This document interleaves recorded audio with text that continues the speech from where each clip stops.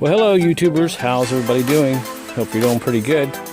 Well, I'm working on the Ford Explorer, the Eddie Bauer 4.6. I'm taking off the exhaust. I wanted to show you what you got to do if you ever want to do this job. Let me tell you, you got to have some patience. This job is, pretty intense. The biggest issue I have, and if you're ever going to do these exhausts, is the crossmember. You got to get that crossmember out of the way. Let me just crawl up under here and just get right into it. I'll try not to make this video too long. But the problem is, if you ever want to replace the catalytic converters on these 4.6s, you pretty much have to take the exhaust off. Because there's really no way to weld anything on there to keep the... get my screwdriver out of the way. There's really no way to get a welder all the way around, so you have to take these off in order to get the catalytic converters welded on there and everything. And here is the cross member right there. And as you can see, the exhaust, if I roll over this way, goes up over it. So you pretty much have to take the cross member off, which is right here. And you can see the exhaust pipe goes up over it, out of the way. Once you get that out of the way and you put something in behind the transfer case just to kind of hold it up, hold the transfer case and the transmission up, you can get this exhaust system off. Let me go on the other side. And the nice thing is you can just unhook it right here. You can unbolt it and push your tailpipe and stuff off to the side. And this is all one piece. And as you can see, it goes all the way up to the front to there. Now, of course, this video is a little misleading. Let me spin around here real quick. Now, I don't know if you can tell, but I've had both of my exhausts off, and I had to replace the bolt. And you can see one of the bolts kind of like right there. They're kind of shiny. But if your exhaust bolts haven't been off, then that's a whole new animal. You're going to have to deal with your exhaust because you're going to more than likely break these bolts off. So, just so you know, if you want to take your exhaust off, this is what you got to do. Now, the problem that we have with a lot of these cross members, they spin around, these bolts right there break off. You can't get them out, so what you do, you just twist them off, and then I usually just take a grinding wheel once the frame is off this cross member, and put a grinding wheel up in here and grind up down into the frame and just tack weld or weld some new bolts in. I actually have a video on YouTube somewhere of me doing this about 2 years ago. And of course the same over here, and you can see one of them is kind of rounded off there. And don't use a 12 point, folks. My rant for the day is probably, why do they even make 12 points? I hate them. The 6 points are much better. A 12 point just rounds off stuff like that. Let me go back out here. And as you can see, here is the 12 point I was using. It just rounds the bolts off. I hate them. Use these on this Explorer because if you can't round it off, if you round it off, you have two choices. You either round it off or you twist the bolt off. I would rather twist the bolt off any day because it is so much easier to get the bolt off when it's twisted off than when you round it off. Alright, so having said that, I've got a few shields I had to take off. Pretty easy to do. One's a heat shield, which is right here. There's just a bolt that I tuck out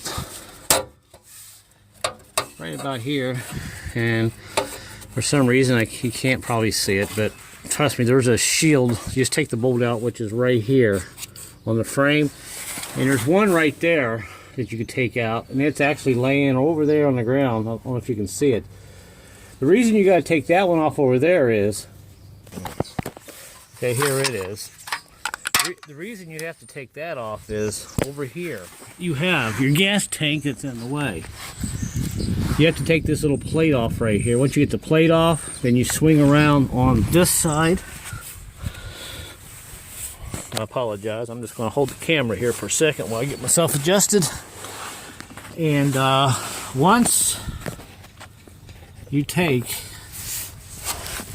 this plate out, which is right here, it's a heat shield. then you can get up in here and get these bolts. There's one there and one on the other side. Now, of course, they usually come out pretty fast and pretty easy, but what I do on this side, there's a couple of holes right here. I squirt oil in here and get to those bolts, and usually it oils them up pretty nicely and you can break them loose. And as you can see right here, here's one of them that I took off, so they usually come off pretty easy. My advice is make sure if you can get a socket on there and a ratchet, try not to use an extension, because I found out if you have to put a ratchet on there and use a breaker bar, if you use an extension, you have it, the extension has a tendency to flex a little bit, and if this slips off, it'll go flying. So I find that it's a lot easier just use your ratchet if you can, and use a straight socket like that. It gives it much more leverage to take out. And of course, here are the two frame bolts that I took out. Of course, like I said, they just twist right off. I don't know, they must have put them in there 1.5 inches. I've never had any Explorer where I got these right out, unless you live in the south where there's no rust. But in the northeast, these things are just really a pain to deal with. So at this point, all I have to do is go ahead and take out my motor mount, transmission mount, which is right here. There's a couple of bolts there, easy to get to. And I'm going to take my grinder and just grind this one off. Since it's rounded off, since I was dumb enough to use a 12-point socket, yeah. So once I get that out, then I can go ahead and just block up the back of the transfer case, and we'll pull this exhaust off. And I think the cat on that side is completely stopped up. This side here checked out last night with the temperature gun. That side did not. And turns out that there's a catalytic converter too, but there's no O2 sensor behind it. So we'll go ahead and pull this off here, and what I'm going to do is cut off that cat when it's off and look in there and check it out and see if it's plugged up. But I know it's not a perfect video, but maybe somebody will find this video beneficial if they have to work on their exhaust system and all of that. So I'll see you back here in a little bit once I get the exhaust system off. All right, now so we can go ahead and pull our cross member out. I'll take a pry bar here and kind of pull down on it, and I'll have to go back to the other side and rock it down. All right, we'll go ahead and put this side down. And that, my friend, is pretty much how you take out a cross member out of an Explorer. And here it is. We'll just hold out here and give you a nice look at it real quick in the garage here. And you can see where all the bolt holes are. The ones on the side aren't too bad, except this one on the gas tank. The gas tank sits right above this. This one here is really hard to get into, so you just have to break it loose little by little, then it'll come loose. And of course, there's the bolts that always break off. So now all I have to do is go ahead and take off pull the exhaust out, and it should be pretty easy now. All right, here's the moment. Got it off. Those O2 wires, I'll tell you what, you gotta stick your hands up in there and release those clips. So let's go ahead and drag this out of here real quick.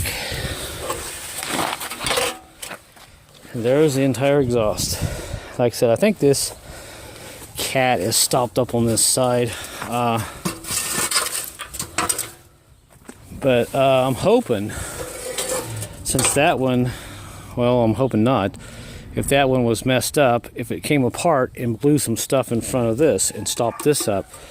But what I'm going to do is go ahead and probably cut this here, mark it so I can weld it back, and obviously cut this one right here and look in that and see if it's, well, I know this one's bad because I did a waveform on it and used a heat gun. The temperature gun, I know that side's okay, so, but it's off, and that's how you do it. So I'll give you guys an update later on what's going on. When you get ready to take it off, you got one bolt back here by the transmission that you have to kind of take off, and then it comes off. And here are these wires, the O2 wires. You really gotta push in on these clips there to get these unhooked. So there you go. There it is. There it is what I'm trying to say. All right, so I'll give you guys an update a little bit later. I'll let you know what I find, why I don't have any power in this 4.6. So catch you guys later. Have a good one.